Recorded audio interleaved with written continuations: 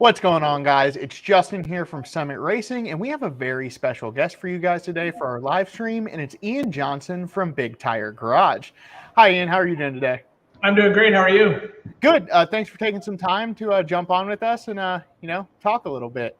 Now, for the folks that don't know at home, tell them a little bit about your YouTube channel, Big Tire Garage, and how you got started in this industry. And I know you have a really cool story, so I'll let you tell it.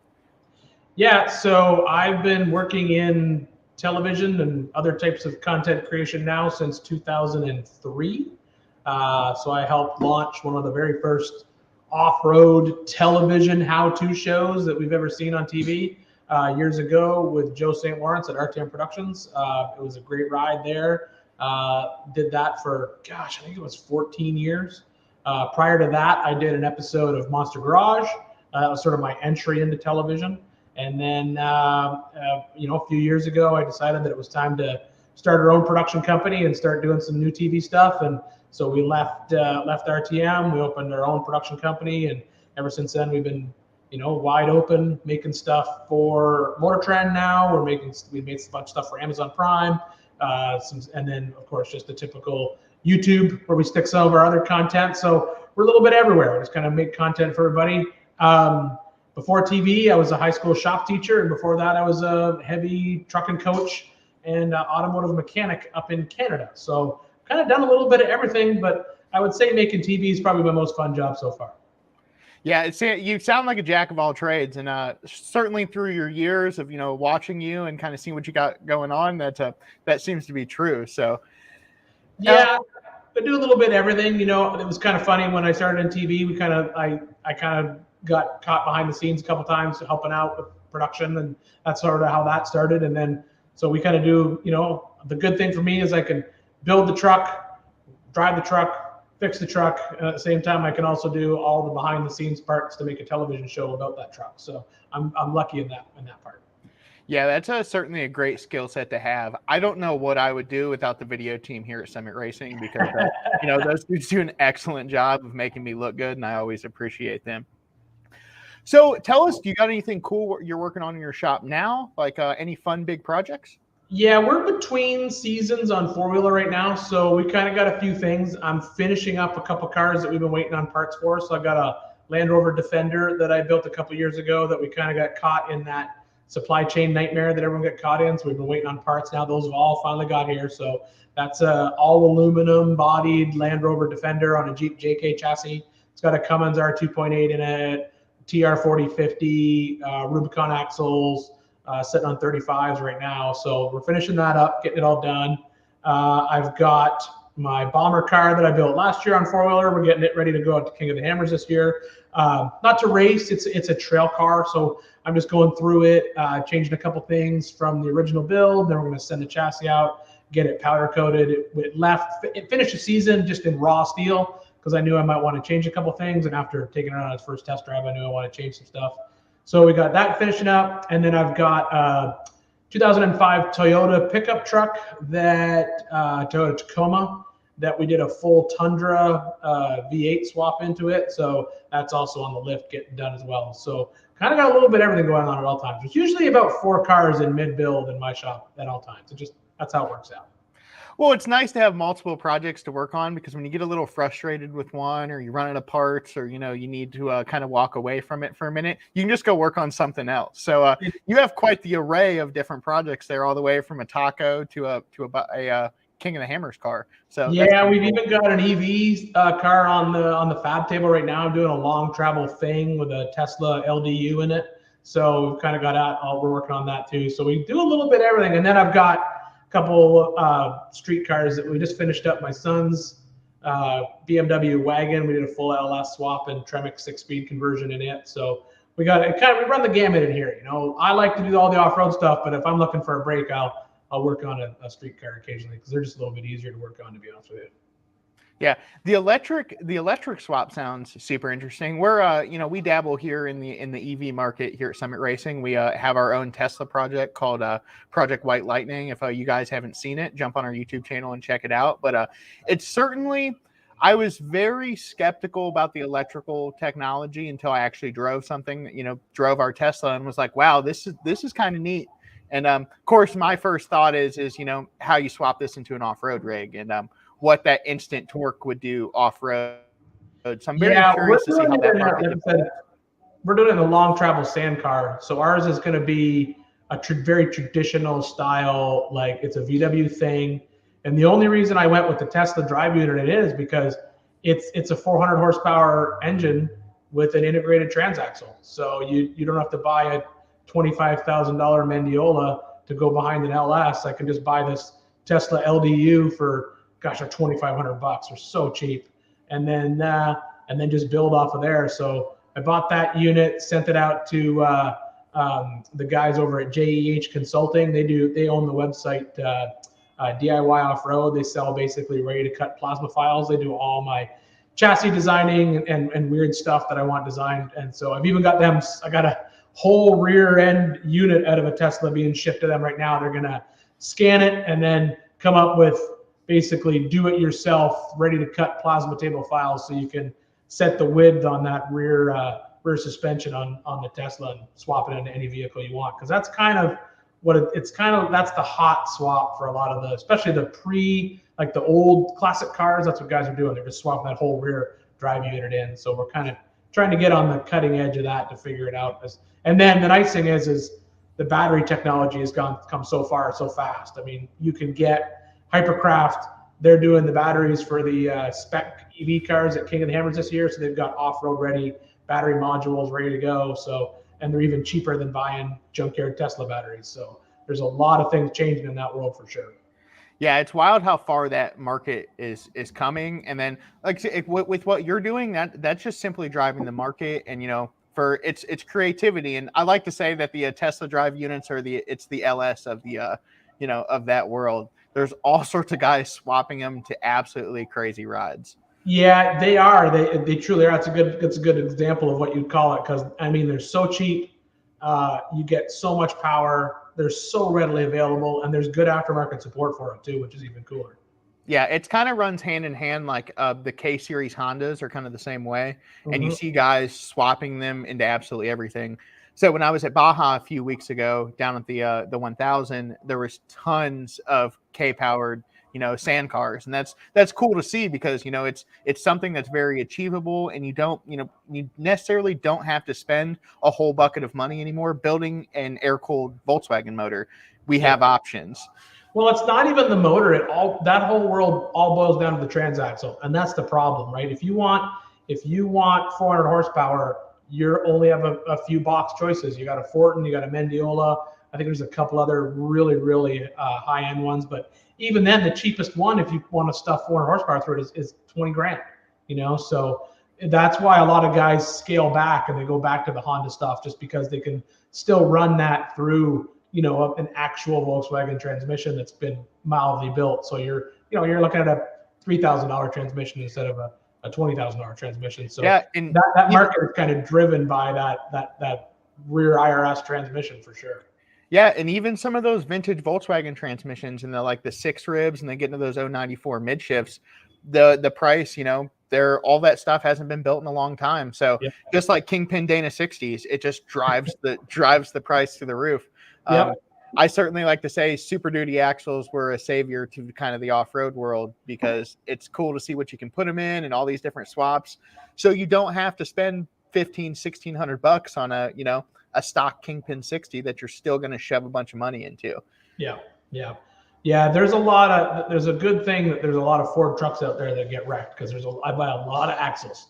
Same. Yeah. So we're not limited to, like I said, just even the guys doing the 14 bolt steer axle swap stuff is it's cool to, 14 bolts are still relatively cheap. It's all the stuff you got to put on the outside is where it gets expensive. It all adds up in a hurry when you build axles. That's for sure.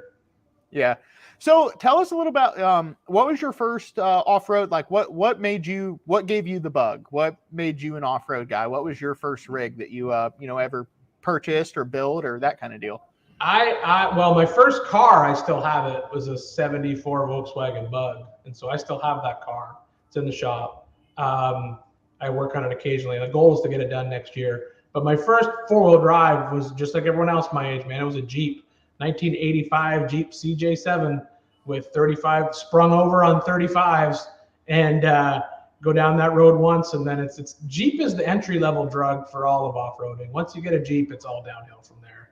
And then you just realize how much fun it is, and you meet great people and you have a good time, and you're using the car. It's not a show car, you know, it looks as good as a show car, but at the end of the day, you're still using it. You know, you're actually getting out and climbing over rocks and going on adventures, and you can use it as hard or as light as you want. You know, you can take your family and go out in the middle of nowhere and go camping, or you can go hardcore, throw down on a bunch of rocks and break a bunch of parts. There's everything in between, which is great. So yeah, for me, it was 85 Jeep CJ7 and then all downhill from there. Yeah, I can attest to that. You know, I first rig I got was a Suzuki Samurai. It was you know, me and my dad went and picked it up. It was 2-wheel drive, so we did the whole 4-wheel drive conversion. And you know, I was younger. I wasn't really that crafty at that time, but it was that first time you ever got the thing out in the woods and you got to go places and go beat it off stuff. You're just like, yeah, this is it. I like that. And you know, and it just progressed from there. It went from, you know, spring over to lockers, and then you're doing transfer case gears. Well, it doesn't have enough power, so it needs a tracker motor, and it kind of just all snowballs from there. Oh, yeah, it never stops. Never stops. They're never done. They're just waiting to break on you so you can rebuild them into something else. So yeah, and that's like my favorite part about off-roading is it's not like when you build like a classic car or do that kind of deal, you know, generally once it's painted and you put a nice motor and doll it all up, the car's done and you drive it and enjoy it. In the off-road market, we doll it up, make it nice for wheeling season.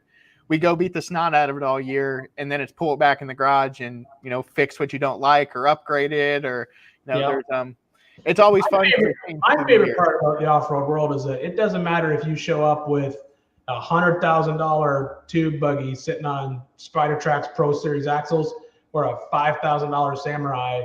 It's everyone's got a fair shot at the hill, and if that guy in the Samurai makes it up on a $5,000 Samurai, you're just as happy for him as the guy who did it in a $100,000 car. There's no like, oh, you brought that piece of crap to the car show. I can't believe you did that. The world of off-road, man, you show up in some old clapped out XJ with no doors on it. They just want to see you hit something hard and have fun. That's the best part about off-road in my mind. There's no limit. There's no the entry level is so low you can just come out and have fun for $5,000. Oh yeah, you put some a decent set of tires on a Tracker or a Samurai and you know, weld the rear diff and you're gonna go some places. Yep. So you kind of mentioned XJs there, and do you recommend for a guy that, you know, wants to get into wheeling or has never done this before, what's your recommendation for a first off-road rig? I always like to say Cherokees because they're, for what you can do stock in them, they're really, really impressive. Yeah. I have two answers for that, and my one answer is it'd be, like you said, probably an XJ. Even though they're getting a little bit more expensive, I would say any sort of entry-level Jeep you can get into is probably good. Even some of the old full-size Broncos, you can still get into them. Full-size Blazers, not so much. Ram Chargers, still, yes.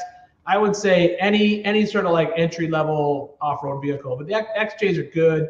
The only problem with the XJs is that unibody, and then when you start modifying it, it's terrible to work with because you're breathing in all that galvalume all the time when you're welding on it. So I would say you'll outgrow an XJ a lot faster than you would outgrow some full-size rig. So whether that's a, you know, Chevy pickup or even a Toyota pickup truck, if you can find it, you got to get the older ones. The problem with those is the price is through the roof.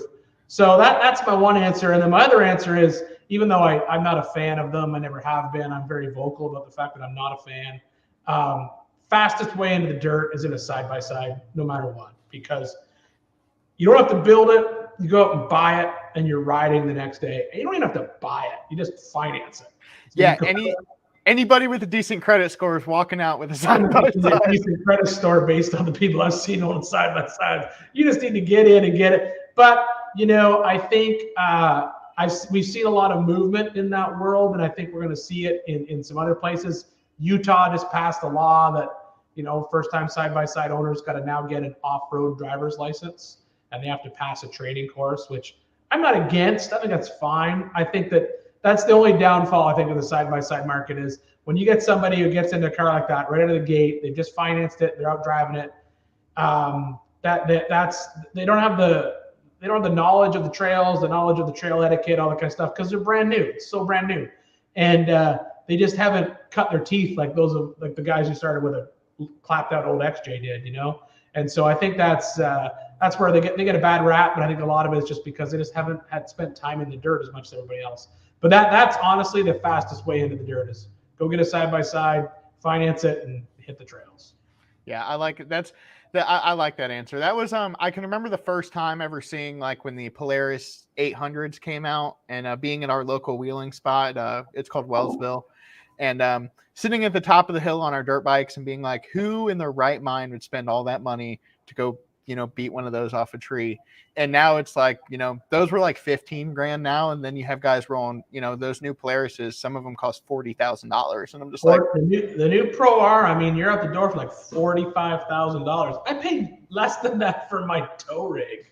My diesel tow rig when I bought it in 2016 was less than 45 grand. And that's full load, crew cab, short bed, leather. Like I'm like $45,000. That's a lot of money for a side by side.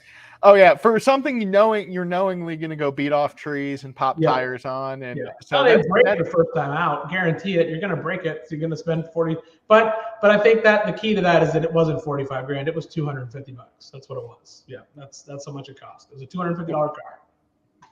Yep, I love it.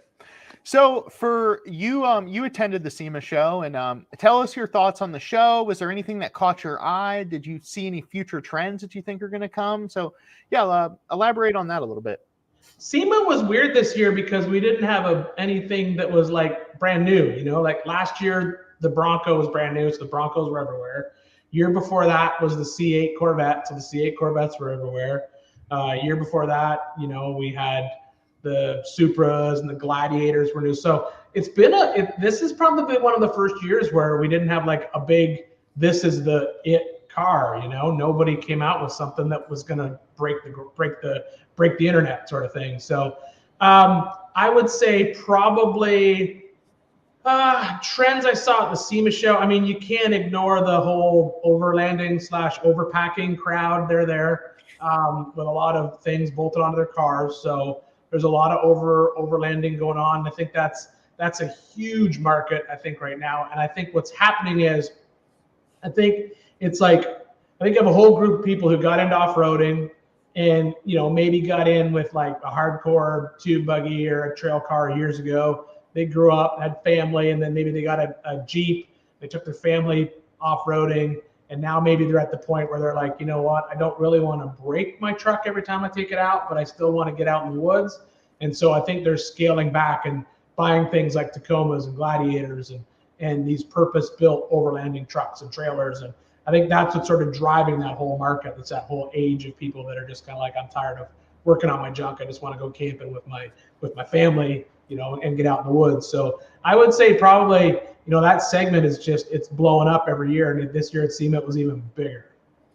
Yeah, I do agree. That's, we've seen a ton you can get into a rooftop tent really cheap now. And then you have all these other accessories like Dometic power coolers, and there's awnings for the side of your vehicle and all sorts of unnecessary bolt-on stuff. But, it's cool to see all the accessories, and that's what drives the market. And that's when it's kind of like off-roading light is how I like to look at it. You're not, like you said, you're not planning on going and busting a Burfield or a front U-joint or a transfer case every weekend. You want to go a little light off-road. You might have to air down maybe, and then go camp somewhere cool. And that is one of my favorite parts about wheeling. And it's fun to go out in the rig and wheel all day and find somewhere cool to camp and, hang out.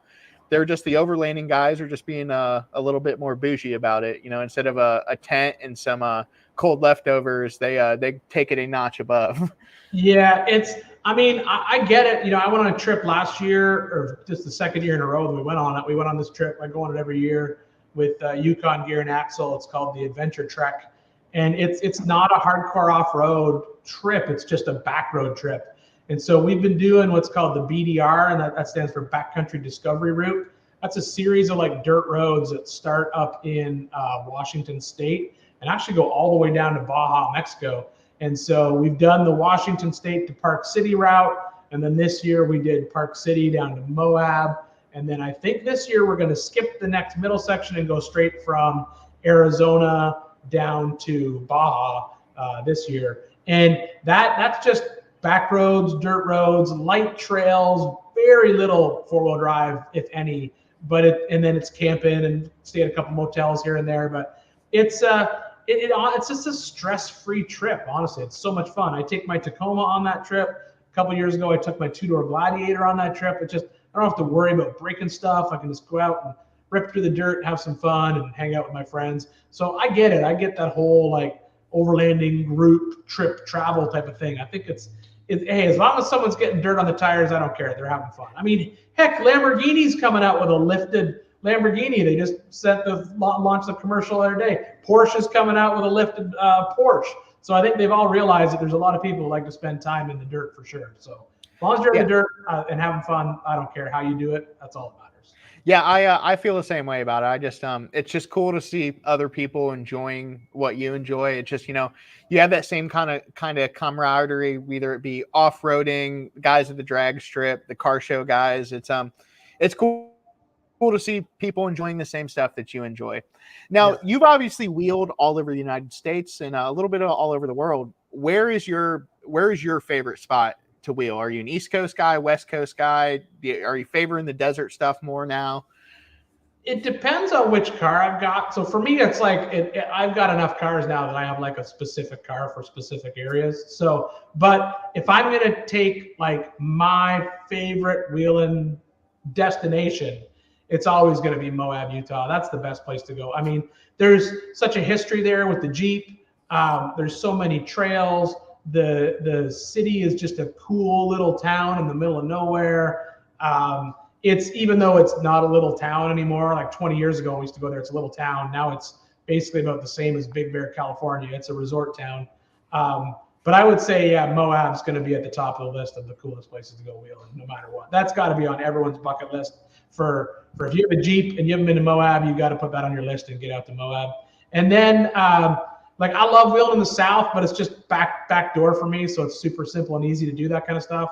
But then outside of Moab, I would say the next sort of like bucket list place that people should go would be Johnson Valley.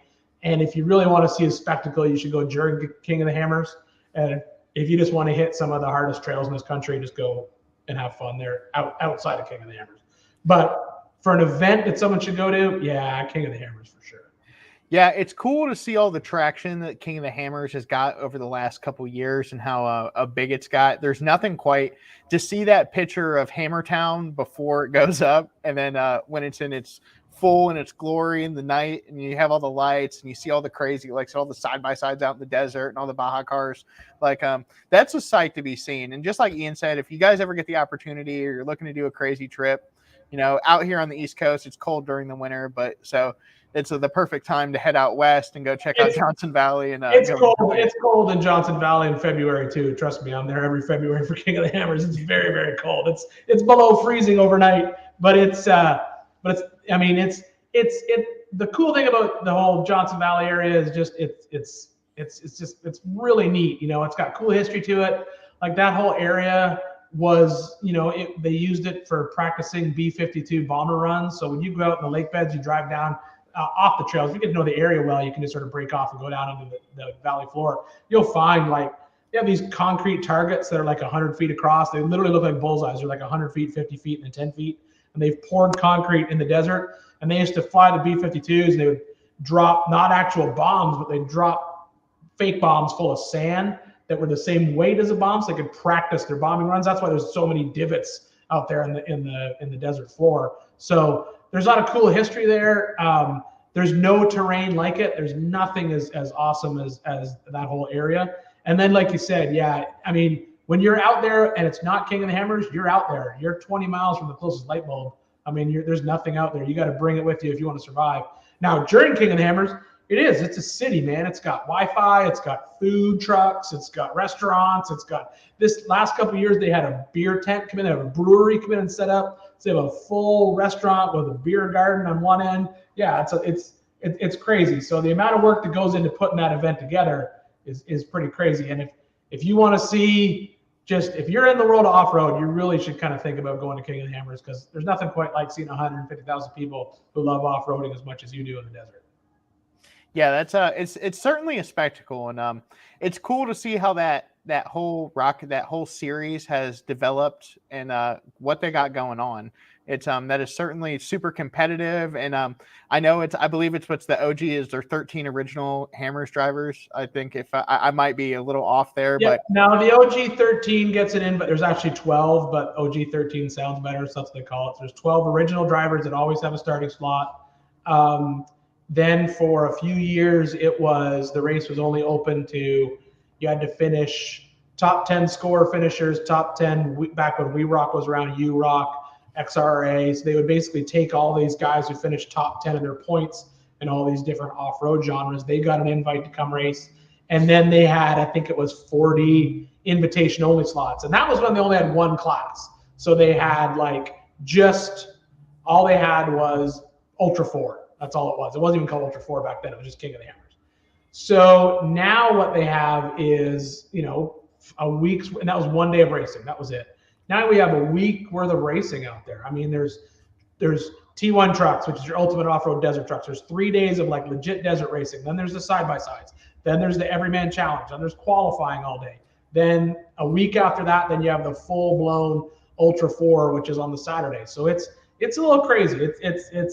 It's definitely a spectacle. And to think I raced it in 2009, 2010, and there was 50 of us on the lake bed. And now there's 100,000 people on the lake bed. So that's a lot of growth in 10 years. Oh yeah, that's wild. And like I said, it's cool the following that it's got. I've kind of noticed that that Southern Rock Racing series and the Rock Bouncer thing is kind of blown up in the same light. It's gone from basically a bunch of guys, hitting big rowdy hills in the woods and 1-ton V8 rigs to you have guys like Timmy Cameron that that dude, I got to see him climb some stuff in Wellsville a couple weeks ago in person. And the skill of those rigs and the driver mod there is just impact. It's just wild. What those guys do and the bouncers and them kind of those pro UTVs is absolutely wild. Yeah, it gets a little crazy for sure. The SRS stuff, I always equate it to it's like drag racing off road. There's no real. The Ultra 4 is like endurance race, and SRS is a sprint. It's just. It's fun. It really is, but it's the closest thing we have in off road racing that's quick and fast, like drag racing. I love it. I love all that SRS stuff, the Rock Bouncer stuff. I've built a couple Rock Bouncers. I think they're cool. And it's the throwdown that goes on there. The amount of horsepower most cars are making is absolutely crazy. Yeah, it's wild. So it looks like we have a fun question here from Manuel that we kind of touched on earlier. It's how can you put so much money and time and hard work into a project and then go out and break it? And he says, I have a hard time doing that and can't get over that. I can answer that. That's easy. So the perfect example of why I think that's fine is I grew up in the era of pro street cars, right? So I grew up in our town, probably I'm from a small town in Canada, and there was 10 guys there who had legit pro street cars. And we all hung out. We were in the same car club. It was called the Rolling Thunder Street Machines. And they built what would now be considered legit race cars. But back in the 80s and the 90s, you spent all this time building all these race cars and you never used them. You took them to a car show and you put it on a lawn chair and you had your satin jacket with your car embroidered on the back, and that's all you did with it. You literally owned a race car and you didn't race it. It was just a pro street car. You just drove it we used to drive it to the Woolworths every Wednesday night and hang out type of thing. So to me, it's I would much rather build something and use it right to the edge of its ability than build it and just park it. I respect guys that do that. I dig the guys who build super high-end fancy street rods and hot rods, all that kind of stuff. I get it. And those things are literally pieces of art. They basically build it. It's a piece of art. And a piece of art you hang on the wall and you look at it because it's pretty. I would much rather have a piece of art that I can use every single day.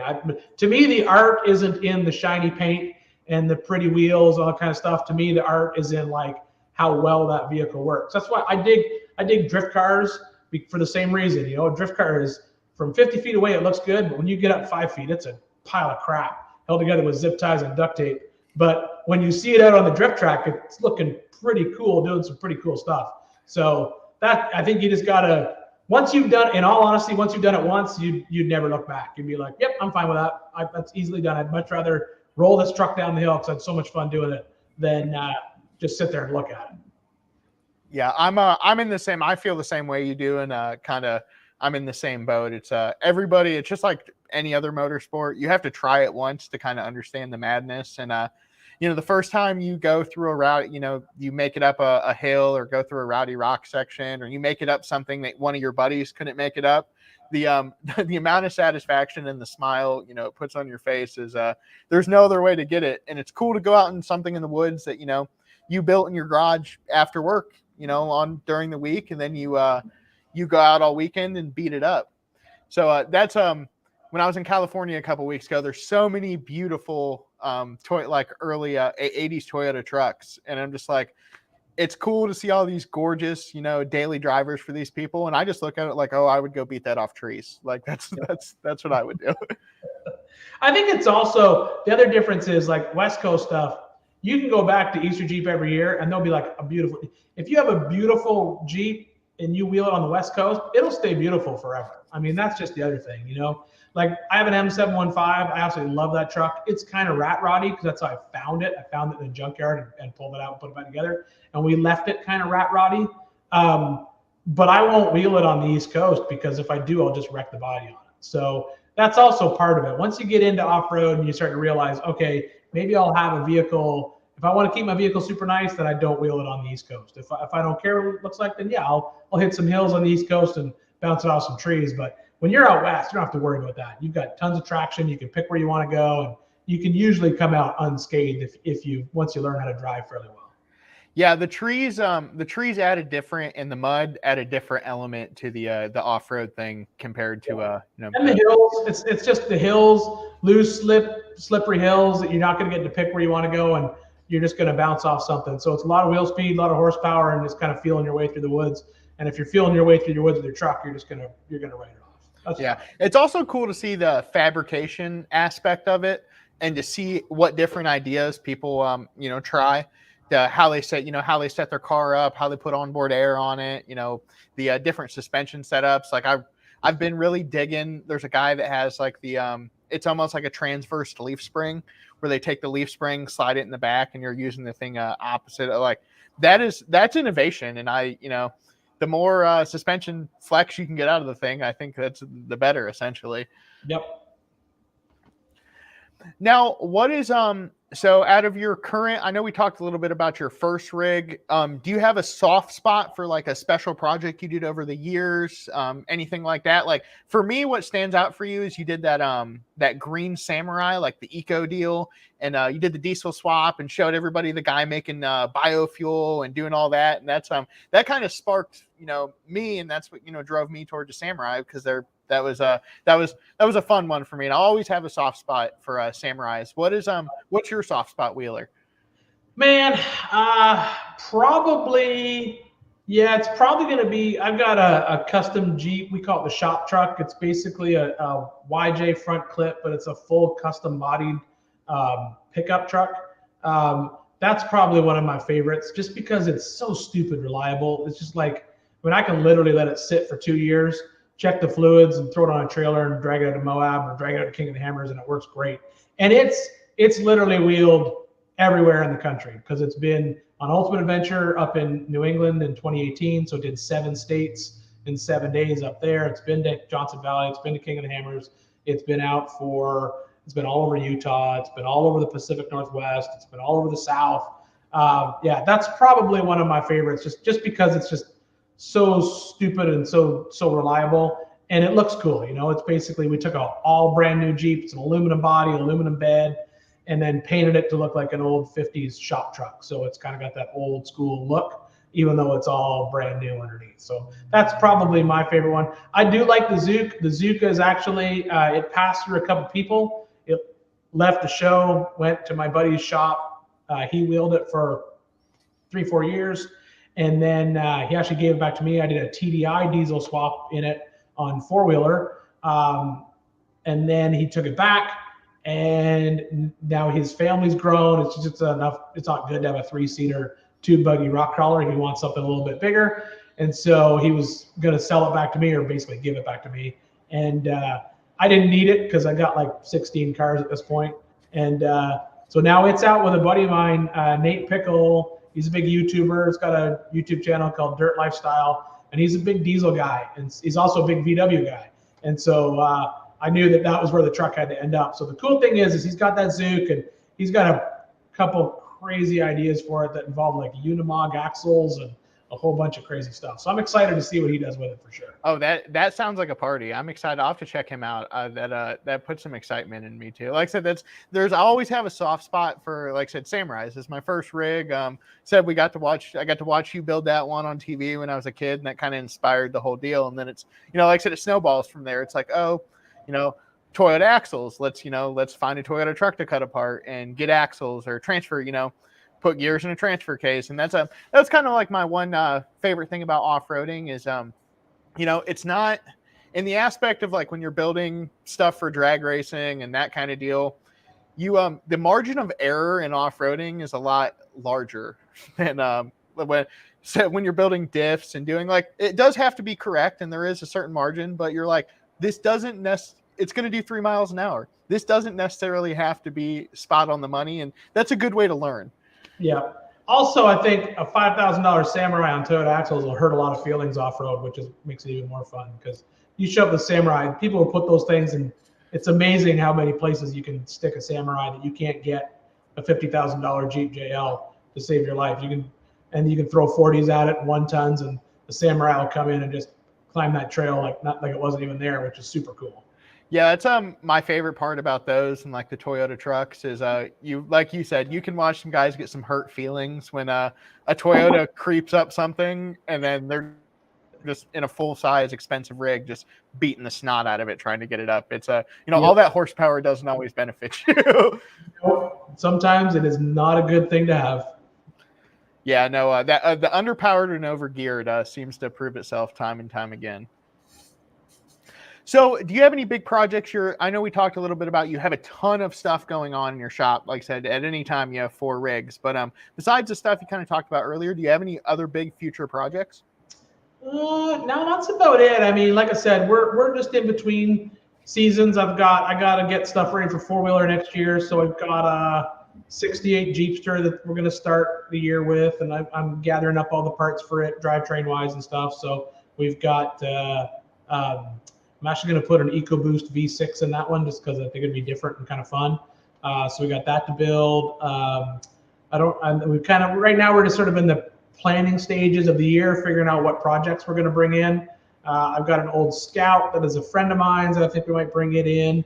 Might bring back my 2-door Gladiator, do an LS swap in it because it's got still has the original V6 in it, little JK V6. So it's kind of be nice to have a big LS and some 1-tons underneath it just for fun. So yeah, right now we're kind of just wrapping up the year, and then we'll sort of sit down at the beginning of the year and start planning out what we're going to build. And I got a Jeep Comanche I got to finish for Easter Jeep this year. That's kind of one that everyone's kind of been bugging me to finish up. I started a few years ago and it's stalled. So the goal is to get it done and out for Easter Jeep this year. So that's probably the next big push I got to take care of on my end.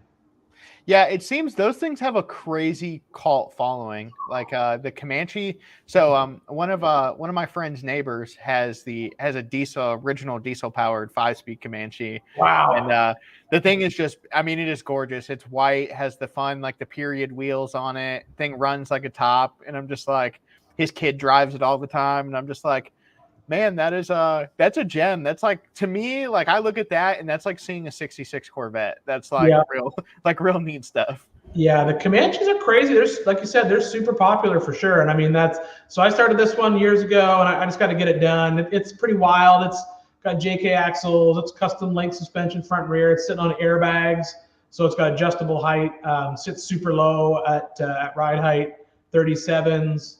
I got a supercharged JK V6 under the hood, and then I even chopped the roof by 3 inches just to make it look even goofier. So it's got a lot going on. So it's going to be a fun truck when it's all said and done, but I just got to get it there. So it's at the point now where I got to finish up some floors in it because I pushed the motor back so far I had to redo the firewall and all the floor. So I got to get that taken care of, and then get the cage done, interior done, and finish up the top chop and get it into paint and get it out for Easter Jeep. Yeah, that I'm excited to see that project. I'm going to make sure to follow along with that one. And you'd mentioned Scouts earlier too. Those another vehicle that's just got has a crazy cult following at this point. Not even, I should say, just Scouts. It's the whole international brand. So, I went and looked at one Travelall and was Googling around on Facebook Marketplace, and now I just see them everywhere. And I'm just like, I need one. It's Yeah, either one of those. I think they're cool. I've built a couple of them. I built a really nice 800 that I wish I never would have let it get away. I built it on the last show, and I was like, man, I should have bought it off the production company because I did really like that truck. It was really nice, really fun. And that would be the one that I need to build still. I'd like to replace that and get that into my collection of a Scout 800A. I just absolutely love it. And the guys from IH Only North they're a big retailer of Scout parts, and those guys are always kind of like, I've got one sitting here for you, just let me know and I'll bring it out. So they got an 800 waiting for me. I just got to get off. I got to finish up a few other cars before I start adding more projects to the pile. Yeah, I'm in the same boat. I need to there's already too much stuff sitting in my yard. I need to move things out of the way and to get to other stuff. That's for me, a goat build like that is I have a soft spot for Toyota Trekkers. There was one of my buddies had one when we were a little bit younger, and it was I like 4Runners. I'm a big 4Runner guy, and but the whole Trekker, the fiberglass built by Winnebago, cool story. I think it'd be cool to do kind of like a beach, not necessarily something I'm going to go beat off trees, but something to haul, a family around, do that kind of deal. So we have a kind of a very specific question here from Tyler. He said, what leaf springs did you use on your Colorado build? I use the leaf springs that I've used on all of my leaf spring builds. So I use Chevy K5 Blazer front springs. So even though they're in the back, I use the front springs. I've used those. That's what's on my 715 Lockjaw. It's got all K5 Blazer front springs on all four corners. I find they're short enough that you don't end up with like a real garbagey overhang angle. So you can put a 40-inch tire on there and you end up with the shackle close enough to the tire that you can actually do some rock crawling. The rear springs are just so long, you end up with so much overhang on the back.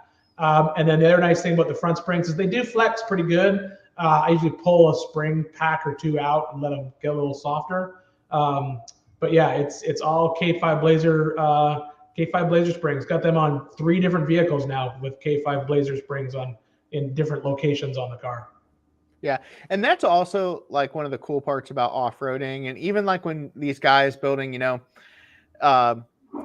sloppy mechanics craze is big with the LS guys, and kind of taking random things and putting random things together and making fast street cars. So the off-road world is very much like that, where you're using a frame from one thing and axles from another vehicle, transmission and transfer case from something else, and it's kind of cobbling together everybody's best stuff to build something that's going to go places. And I think that's always cool. It's all Mexican food, man. It's all Mexican food. When you go to a Mexican restaurant, no matter what you order, it's seasoned meat wrapped up in a tortilla. I've just got 10 different names.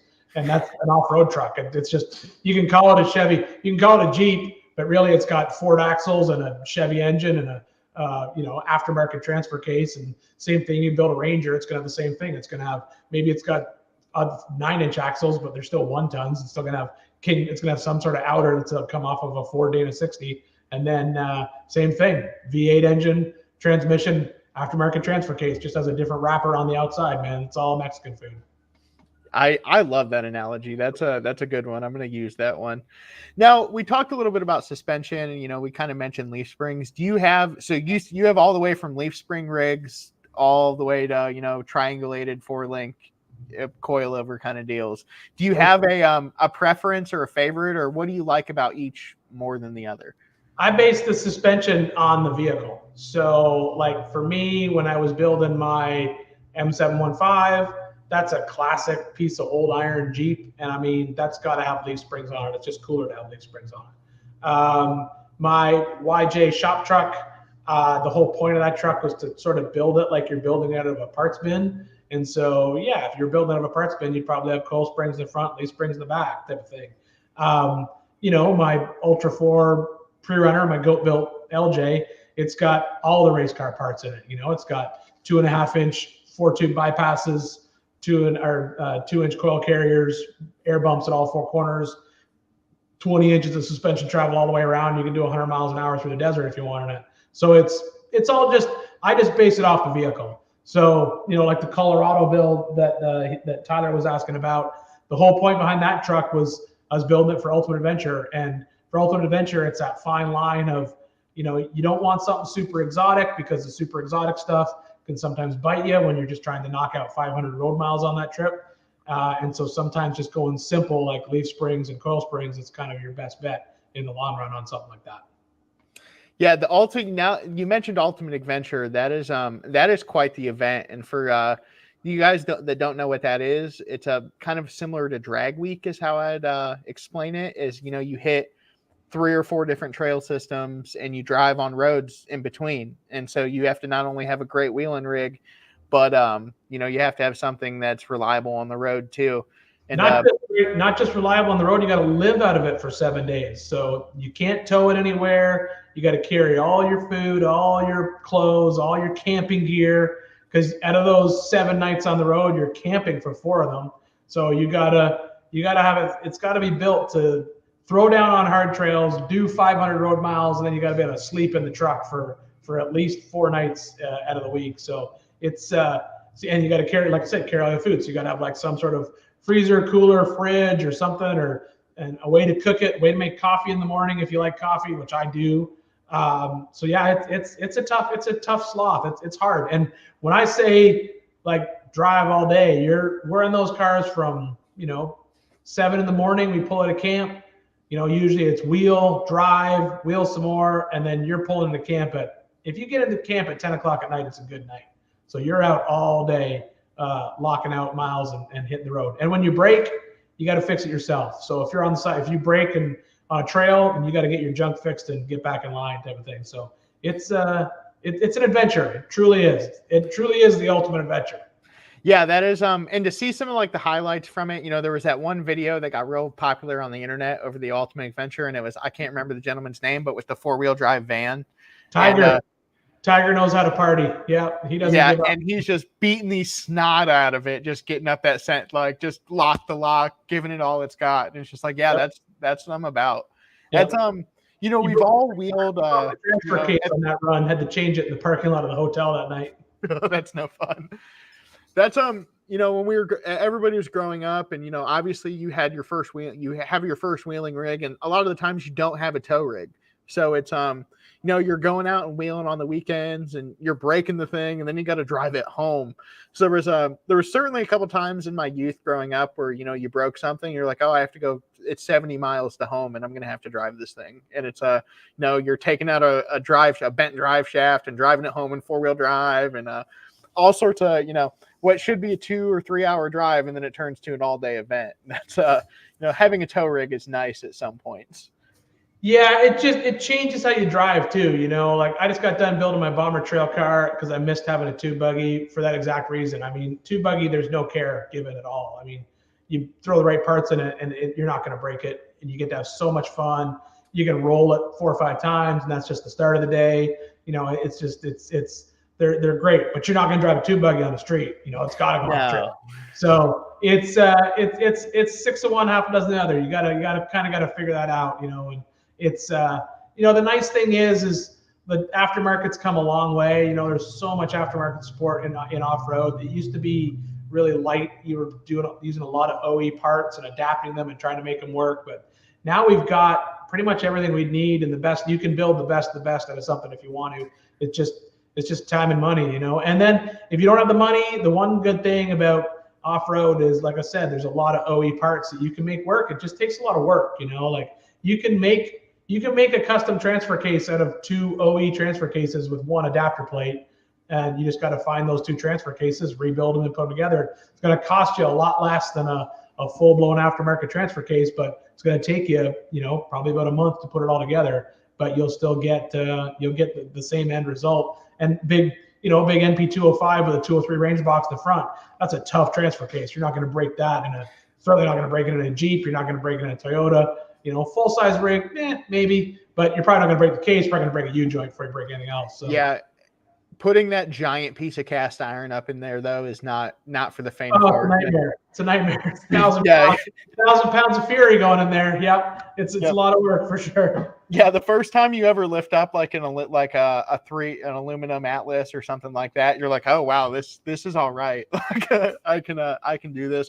But like you had said with the OE parts, and like one of my favorite parts about off-roading is the junkyard aspect of it. Like there's so much stuff between small blocks, 4 speeds, 205s and 208s, 1-ton axles, that kind of like they used to go to the junkyard and cut that stuff out from under trucks and make it work. Mm-hmm. And anybody that's ever had to grind the piece of cast off like a leaf spring like Dana 50 or that kind of deal, you're just like, yeah, this isn't very much fun. I buying an axle housing makes sense at some point. Yeah, there comes a time but that's just life, right? You always have that one of two options. You either have all the money and no time, or all the time and no money. That's just the way the world works. Yep, and it's I spend a lot more time with no time, with no money and a whole bunch of time. So that's just the way it works. But yeah, it's dude, it's been super awesome talking to you, Ian. Do you want to shout out your channel or kind of what you got going on, so the people know where to find you and can follow along with the big stuff you got going on? Yeah, probably the easiest way on social media. I'm always the same. It's just Ian from Big Tire Garage. I got a Big Tire Garage YouTube channel where we post some weekly vlogs of just stuff that's going on behind the scenes. And then all of our TV stuff is all on Motortrend Plus. Some stuff still up on Amazon. And then we have our own streaming app called digitallug.tv that people can sign up for and watch all of our junk there. So we're kind of a little bit everywhere. So that's where you can always find us. That's awesome. So you guys make sure to check out Ian and what he's got going on. He's always putting out crazy projects and working on some of the most awesome stuff. It's been a real pleasure. And as always, guys, make sure to like and subscribe to the Summit Racing YouTube channel and our Facebook page so you don't miss out on any of the action, from vehicle builds, celebrity interviews, tour reviews, and so much more. There's always something going on one of our channels. Said it's been a pleasure talking to you today. It's been cool to kind of hang out and just talk about the off-road market and the fun stuff going on. Maybe once we get our Jeep here finished up in the background, we'll have to hit the woods and go have some fun. Absolutely. Or we can always just go to Moab and bring it out for East Jeep Safari. I mean, it's a Jeep. You should be there for East Jeep Safari. I completely agree with you. I'll talk to my people and have them talk to your people, and we'll make it happen. Problem solved. Awesome. Well, thanks again, Ian. And it's been a great, like I said, it's been great talking. We'll catch up with you a little bit later. For sure. Anytime. Yep. See you guys.